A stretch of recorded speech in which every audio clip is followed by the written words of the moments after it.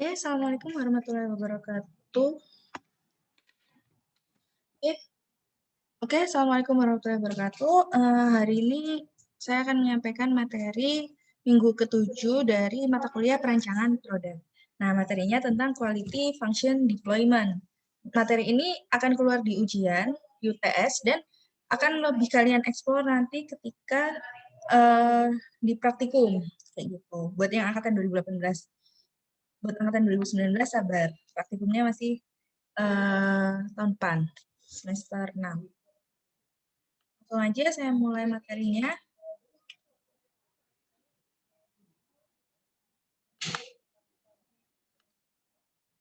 Oke, apa sih QFD atau Quality Function Deployment? Menurut Cohen di tahun 1995, QFD adalah metodologi terstruktur yang dipakai dalam proses perencanaan dan pengembangan produk atau jasa untuk menetapkan spesifikasi kebutuhan dan keinginan konsumen, serta mengevaluasi secara sistematis kapabilitas suatu produk atau jasa dalam memenuhi kebutuhan dan keinginan konsumen tersebut. Nah, prinsip dasar dari QFD ini mendorong pengembangan desain produk atau jasa dengan pengumpulan informasi yang relevan tentang kebutuhan konsumen melalui survei, interview, tes, benchmark, dan lain sebagainya. Nah, fungsinya untuk mengidentifikasi isu dan parameter penting produk, lalu membuat hubungan antara prioritas dan nilai target untuk memenuhi kebutuhan dengan terciptanya komunikasi antara voice of customer dan voice of engineer, sehingga terjadi jadi akan terhindar dari kemungkinan market miss. Market miss ini tuh kayak barang yang kalian buat itu ternyata tidak menjawab kebutuhan pasar kayak gitu. Jadi voice of engineer-nya, spesifikasi produknya tidak menjawab voice of customer. Ini tujuan utama dari penerapan QFD. Pertama, memprioritaskan keinginan dan kebutuhan konsumen.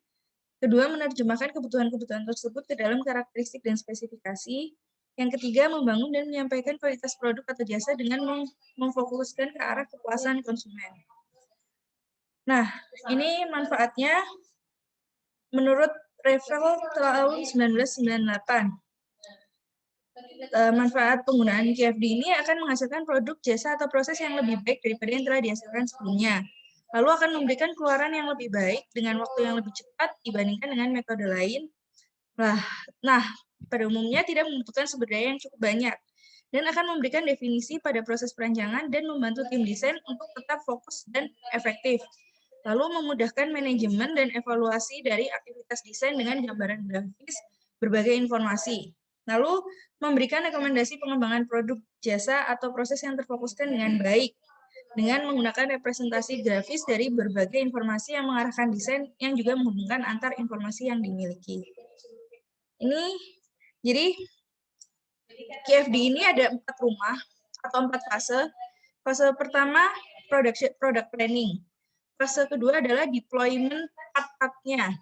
Makanya di karakteristik teknik ini akan turun ke rumah kedua. Ini rumah pertama, rumah kedua. Ini adalah rumah ketiga, yaitu perencanaan proses produksinya. Makanya karakteristik part ini akan turun di sini. Dan rumah terakhir adalah kontrol prosesnya. Nah, ini proses yang di sini akan turun ke samping. Jadi ada 4 rumah dalam QFD. Rumah yang pertama ini namanya HOQ atau House of Quality. Nah, ini langkah-langkah secara umum ini adalah langkah pembuatan QFD. QFD diawali dengan identifikasi keinginan atau kebutuhan pengguna serta penilaian benchmarking pengguna pada produk kompetitor. Lalu identifikasi atribut teknisnya, penentuan korelasi antara keinginan pengguna dan karakteristik teknis. Lalu yang terakhir, identifikasi prioritas perbaikan. Nah, ini rumah satu. Rumah satu ini adalah HOQ. Ini bagian-bagian dari HOQ. Di rumah pertama ini, kita mendefinisikan kebutuhan konsumen dan menentukan prioritasnya. Lalu analisis peluang kompetitif, rencana sebuah produk untuk menjawab kebutuhan konsumen, dan menentukan karakteristik teknis. Nah, ini rumah kedua, part deployment, itu kita melakukan 3 hal ini di rumah kedua, yaitu identifikasi part kritis, menentukan karakteristik produk, dan terjemahkan ke dalam part kritis dan nilai target. Nah, rumah ketiga itu adalah proses planning. Di sini kita menentukan proses kritis dan aliran proses, mengembangkan kebutuhan peralatan produksi, dan menentukan parameter proses kritis. Nah, rumah terakhir di proses kontrol, kita menentukan part kritis dan karakteristik proses, menentukan metode pengendalian proses dan parameter, lalu menentukan inspeksi, metode pengajuan, dan parameter. Nah, tapi yang akan kita pelajari kali ini baru sampai di rumah satu dulu, HOKI dulu. Nah, ini bagian-bagian dari HOKI. Ada kotak A, kotak B, kotak C, kotak D, kotak E, kotak F. Kita bedah satu-satu. Kotak A itu berisi VOC beserta bobot prioritas masing-masing VOC. Kotak kedua berisi matriks perencanaan, menggambarkan persepsi konsumen yang meliputi bobot kepentingan relatif dari kebutuhan konsumen, kemampuan pesaing, dan tujuan yang ingin dicapai oleh produk atau jasa dalam memenuhi kebutuhan tersebut. Yang ke C adalah, kotak C adalah karakteristik teknis, berisikan karakteristik teknis produk yang akan dikembangkan. Data karakteristik diturunkan berdasarkan kebutuhan konsumen. Lalu yang kotak D adalah kekuatan hubungan antara kebutuhan konsumen dan karakteristik teknis. Lalu korelasi antar karakteristik teknis itu ada di kotak E, dan matriks teknikal ada di kotak bawah F. Termasuk benchmarking dengan produk lain yang sejenis, itu masuk di matriks teknikal di kotak F. Nah, ini langkah-langkah membangun rumah HOKI. Pertama, menentukan segmen pasar seperti apa yang akan dianalisis dan mengidentifikasi siapakah pelanggannya, serta mengidentifikasi voice of customer terhadap produk atau jasa. Oke. Nanti data VOC ini ditaruh di kotak A. Lalu yang kedua, mengukur tingkat kepentingan masing-masing atribut pelayanan yang telah diperoleh dan dituliskan pada kolom tingkat kepentingan pada matriks HOKI. Nanti saya akan kasih tahu contoh matriks HOKI-nya. Baik PPT maupun Excel contoh matriks HOKI ini akan saya masukkan ke e-learning. Jadi kalian jangan khawatir ya. Lalu yang ketiga, melakukan benchmarking. Benchmarking dilakukan berdasarkan sudut pandang perancang produk. Perancang menentukan 2 atau 3 produk pesaing, kemudian menentukan skala 1 sampai 5 untuk setiap customer requirement atau VOC. Gitu.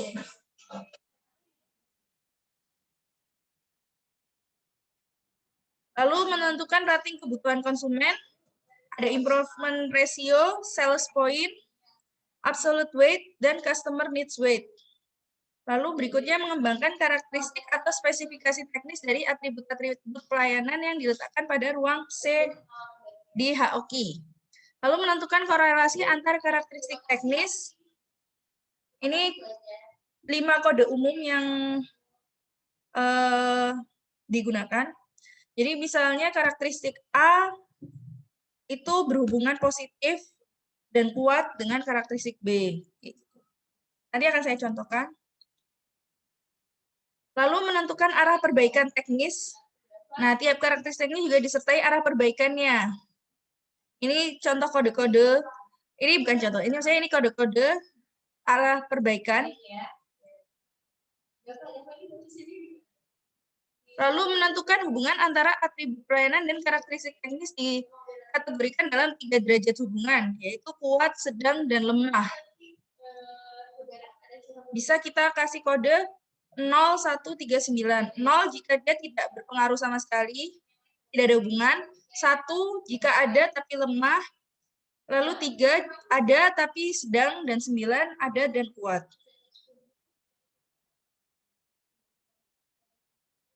Lalu menentukan target performansi untuk tiap karakteristik teknis yang telah dikembangkan dan dituliskan pada ruang F HOKI.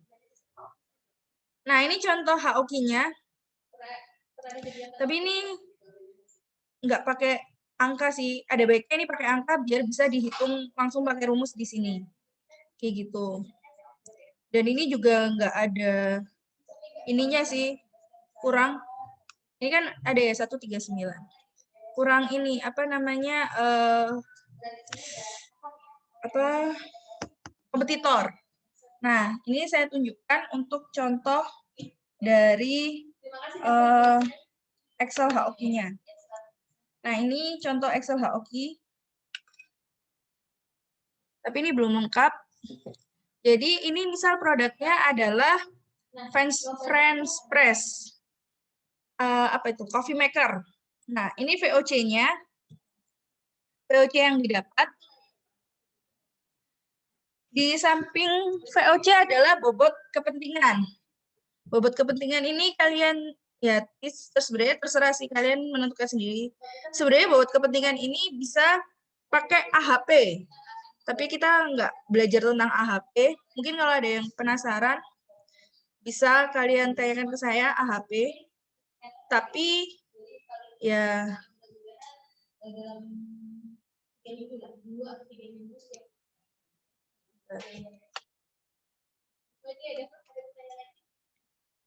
ini bobot kepentingan.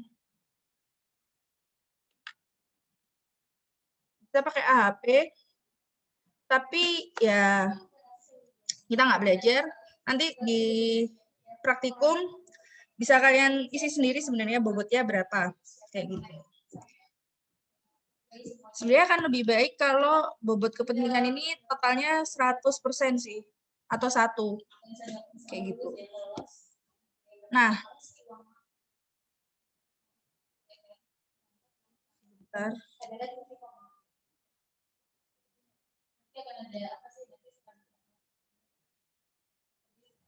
Ini atribut teknisnya, mulai dari panjang tuas press, konduktivitas material, adanya water level, kapasitas. Nah, atribut teknis ini kan yang kalian turunkan kan dari VOC, atribut teknis, terus apa fungsi. Di mana atribut teknis itu harus ada satuannya atau harus bisa terukur. Udah pernah kita bahas ya di minggu keberapa tuh, saya lupa. Minggu kelima kalau nggak salah, atau minggu keempat, bahwa atribut teknis tuh harus ada satuannya, harus bisa diukur. Kayak gini. Makanya yang sifatnya kayak desain menarik, itu kan nggak bisa diukur ya, desain menarik. Itu berarti bukan atribut teknis. Gitu. Nah, ini arah perbaikannya. Semakin panjang tuas press itu berarti semakin baik. Semakin kecil konduktivitas material itu semakin baik. Ini adanya water level indicator itu opsional. Kapasitas hasil penyeduhan kopi semakin besar, semakin baik. Kegetasan material juga. Luas lubang penyaring itu makin kecil-kecil. Lubangnya, diameternya itu makin bagus, makin baik. Diameter lubang ya cukup kayak gitu. Nah, ini ada hubungan positif nih. Contoh ada hubungan positif antara ini sama ini, panjang tuas press dan adanya water level indikator. Ternyata ada hubungan positif. Ini sebenarnya kalian sendiri sih yang menilai. Terus ini, misal konduktivitas material sama kapasitas penyeduhan kopi ternyata ada hubungan positif. Atau panjang tuas press sama kapasitas penyeduhan kopi juga ada hubungan positif. Seandainya, kan dia pilihannya ada berapa tuh tadi? Hubungan antar karakteristik ada 5 macam kan? Ada positif kuat, ada positif, ada kosong jika nggak ada hubungan sama sekali, negatif sama negatif yang berlingkaran itu negatif kuat, kayak gitu. Nah, ini produk benchmark. Saya lupa ini. Buku itu apa ya? Jadi ini benchmarknya sebenarnya. Bodum, Gorse, Madrid, Primula ini adalah produk benchmark kita. Jadi merek Bodum, Gorse, Madrid, Primula, Tempo. Anggap aja buku itu, kayaknya ada di sini sih. Nah ini, Bodum itu yang angka 1, buku itu Grosse Madrid, kotak pos itu Primula. Nah,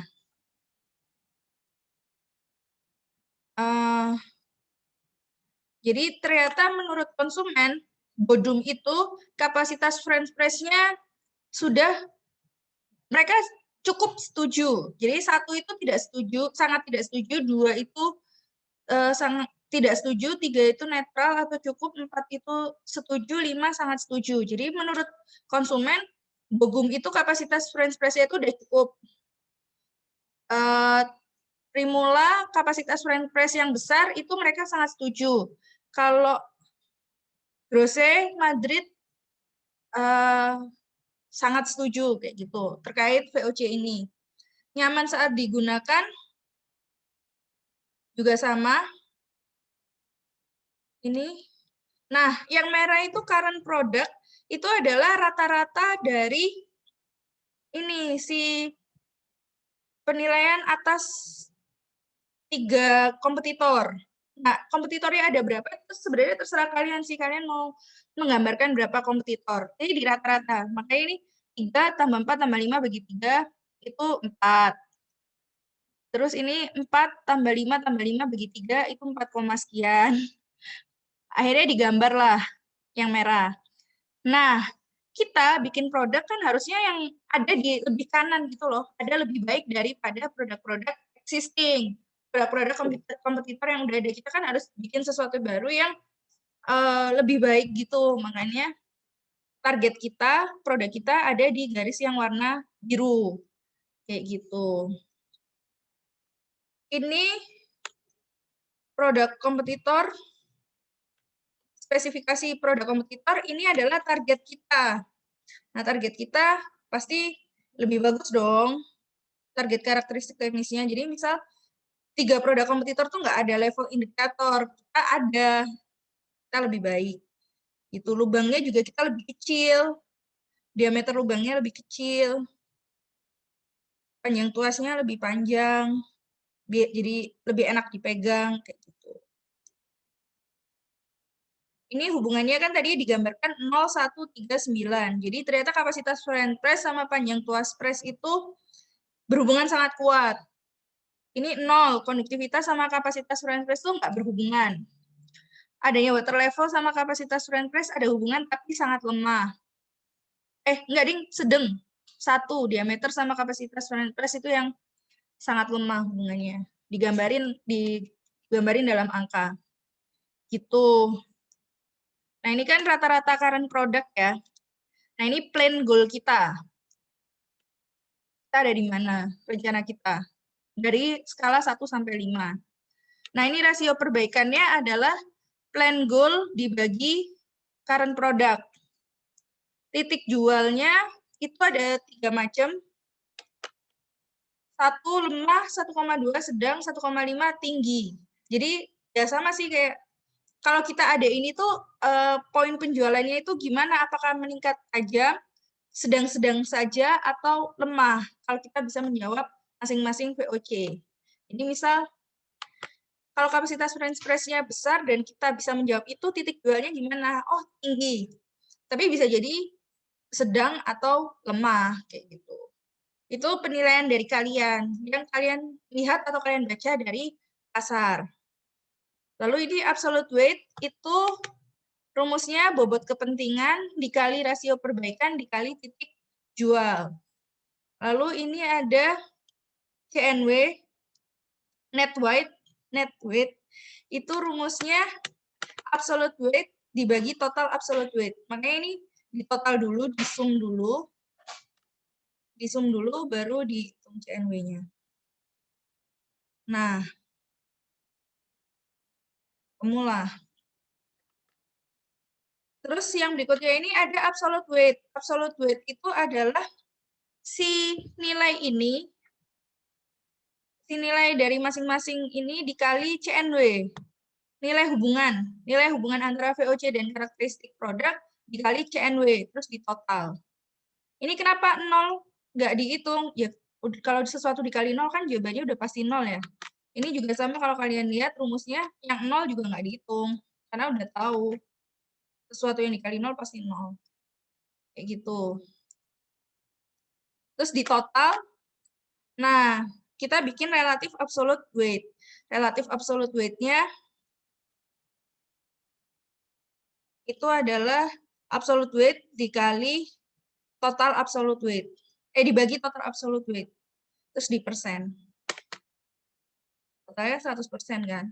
Nah, dari sini kita tahu sebenarnya karakteristik produk atau atribut teknis mana yang paling penting.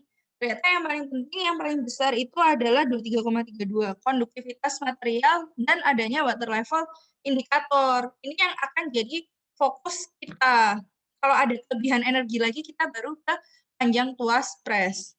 Nah, ini, angka-angka ini dan ini akan dimasukkan ke rumah kedua, rumah part deployment tadi, sebagai acuan kita untuk merencanakan part per part dari masing-masing karakteristik teknis atau atribut teknis. Gitu sih cara bikinnya. Oke, itu aja dari saya. Kalau kalian ada pertanyaan bisa ditanyakan, kalian bisa pakai template-nya, tinggal kalian lengkapi. Kurang lebih ya aja. Nanti bentuknya sama seperti yang saya contohkan di PPT. Gitu sih cara membuat rumah pertama atau rumah HOKI. Oke, sekian dari saya. Terima kasih atas partisipasinya. Tetap semangat, jaga kesehatan. Sampai ketemu di UTS. Dadah. Assalamualaikum warahmatullahi wabarakatuh.